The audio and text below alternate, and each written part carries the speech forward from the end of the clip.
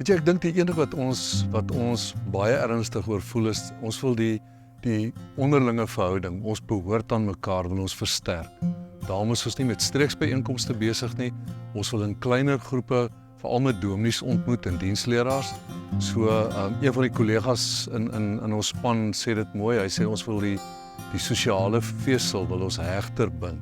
So dit gaan oor verhoudings, dit gaan oor koneksie, dit gaan oor kontak, dit gaan oor kollegaskap. Ek dink in die eerste plek was dit lekker om op so 'n informele manier by mekaar te kan kom, altyd rondom koffie en die hele ding van 'n sirkel sit. Dit was baie ontspanne geweest.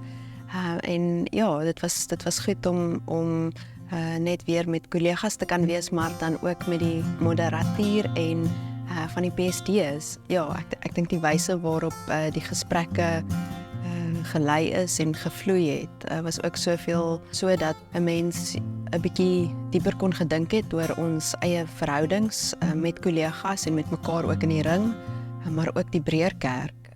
Ek dink vir my 'n waarde van vanoggend is om weer saam met kollegas, nê, 'n oënskou te neem van waar is ons nou as kerk. En daar was vir my soveel dinge waaraan ek gedink het, as een van die dominees wat in die Parel al so 'n bietjie langer is, en seker moet ek nou maar aanvaar in die kerk ook. Dis lekker om te sien wat gebeur, dis lekker om te sien hoe die kultuur verander op verskillende maniere en plekke, en hoe daai droom van, ons noem dit 'n missionale transformasie, maar mens hoef ook nie te veel etikette na aan te koppel, dis om saam dankbaar te kan wees en te kan weer raak sien wat doen die Here. En ook in jou eie ou storieetjie as 'n geroepene, as 'n mens, dit weet jy te plaas in die groter prentjie. Nee, en daar's soveel kontekste wat dit laat sin maak om te weet, jy weet, ons as 'n eintlik klein minderheidskerkie in Suid-Afrika is ook deel van 'n groter geheel. Nee, en die funksie van leierskap en ons almal se rolle wat die Here vir ons gee, nee, wat aan ons toebedeel is. Dit help om te besef wat ons ook in mekaar as kollegas het, en dat ons baie minder alleen is as wat ek dink ons baie keer in gemeentes voel. Ook ietsie van die moderateur se kant af, dat hulle ook nie so ver verwyderd is nie, en dat hulle ook eintlik die kerk, maar ook kleiner as die kerk, kleiner gemeentes se belange op die hart dra, en regtig daar is om te luister en om ons te bemagtig en te help.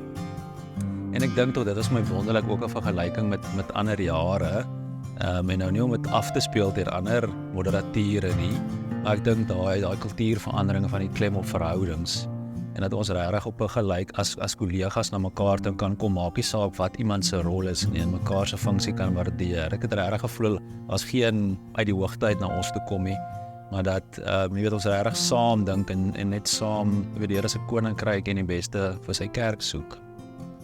Ringe maak eintlik die afspraak met die synodale leiers. En as ek sê synodale leiers, dan is dit deels verkose leiers en deels ons predikante in synodale diens.